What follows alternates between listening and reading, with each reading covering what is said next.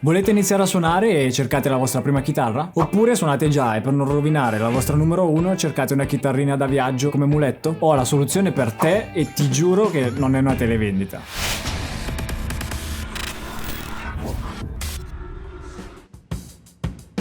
Ciao chitarristi, benvenuti in Shape Your Tone. Sono Alessandro Bianchi e oggi vi dimostro che per una buona chitarra potete spendere davvero poco. Se questo video ti sarà utile e riuscirai a trovare anche solo una chitarra che farà a caso tuo, ti chiedo di lasciare un bel pollicione in su, iscriverti al canale e attivare la campanellina, insomma, le solite cose. E ricordati di seguirmi su Instagram per vedere un lato di me che non conosci. Quando ho iniziato a suonare io, le chitarre, quelle che si danno per iniziare, erano legna per accendere il fuoco, manici brutti, tasti posati male, pick up scarichi che suonano male, un sacco di difetti. Per fortuna negli ultimi anni la situazione è cambiata. Al giorno d'oggi per chi inizia e non solo è pieno di alternative economiche, prezzi bassi e qualità ottima. Ovvio, si tratta comunque di chitarre che hanno un prezzo davvero contenuto. Ad esempio, quella che ti farò vedere dopo, quando l'ho comprata era circa sui 90 euro. È inutile paragonarle a chitarre che costano 10 o 20 volte tanto, che magari sono state anche costruite con legni pregiati, scelti, costruite a mano e con tutte le attenzioni del caso. Comunque, ci sono due modi per affrontare il mercato delle chitarre economiche: sottomarche di brand famosi oppure brand che del prezzo basso e delle chitarre economiche hanno fatto il loro core. Parliamo delle prime. Ormai ogni marchio ha la sua relativa parte di chitarre economiche. Ad esempio abbiamo Fender con le Squier. Nella serie Classic Vibe abbiamo dei modelli davvero economici ma di una qualità veramente alta. Non sto neanche a farveli sentire, conosciamo tutti la qualità di quelle chitarre. Gibson ha le sue Epiphone, sono migliorate parecchio. Ti faccio vedere.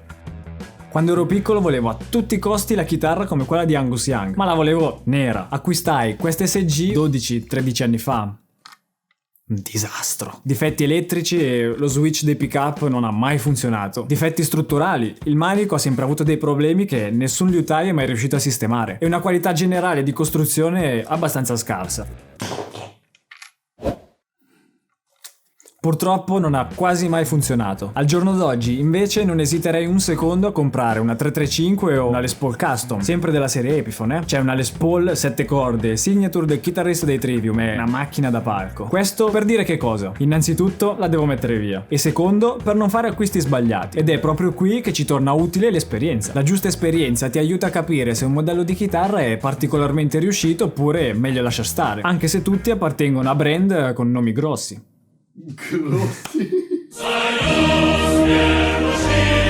Anche se tutti appartengono a brand con nomi grossi. Non fare come me. Soltanto per la brama di essere Angus Young nel mio salotto ho commesso un errore enorme, un acquisto davvero sbagliato. In quel momento volevo una SG nera come quella che usava Angus negli ultimi concerti degli AC/DC. Nonostante ci fosse disponibile in negozio in quell'esatto momento una Gibson SG autentica ma rossa, ho preferito comunque prendere una sottomarca economica. Era nera, a me andava bene. Quindi datti il tempo per maturare e affrontare queste scelte. Ora non è che devi comprare 100.000 chitarre sbagliate solo per fare esperienza. Non andare a tentativi. Cresci e matura musicalmente. Così eviterai di commettere gli errori che ho commesso io. Il secondo approccio per scegliere chitarre di fascia economica è sicuramente quello di rivolgersi ad aziende che del prezzo basso ne fanno il loro core. Che tu sia un neofita che sta cercando la sua prima chitarra, oppure no e stai cercando una chitarra da viaggio, muletto da trattare male, anche se le chitarre, mi raccomando, non si trattano male, mai. Harley Benton può essere la scelta. Di questa marca ci sono veramente ogni tipo di chitarra.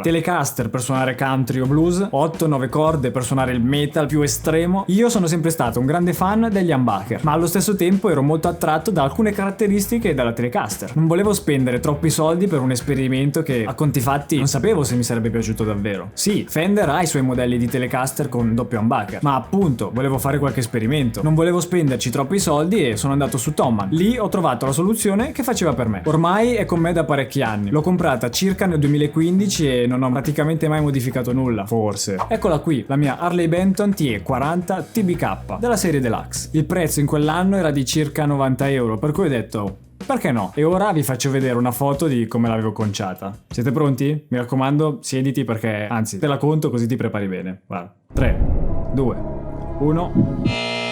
Blu che brillantini, cioè, fuori di testa. È equipaggiata con un ponte Tunomatic, la versione in questo caso che fa passare le corde attraverso il body. 2 humbucker Wilkinson e un selettore a 3 vie, tipo Les Paul. Per quanto riguarda i controlli invece abbiamo un tono e un volume. Secondo le specifiche tecniche sul sito di Thomann, il body è in tiglio, il top con le venature del legno leggermente a vista è in frassino, il manico, che per una chitarra di questo prezzo è davvero scorrevole, è in acero, e per quanto riguarda la tastiera è fatta in pau ferro. Ebbene sì, esiste un legno che si chiama ferro. Per capirci, è lo stesso legno che troviamo sulle tastiere delle Fender Vintera. Ora facciamo una grandissima carrellata di suoni e ampli diversi, ovviamente tutti simulati col mio fedelissimo HX Stomp. Ora partiamo dai clean, ma tu che sei un gran metallaro non scappare, arriveremo anche a quello. Le distorsioni, quelle esagerate, le ho lasciate alla fine. Vediamo qual è il limite di questa chitarra.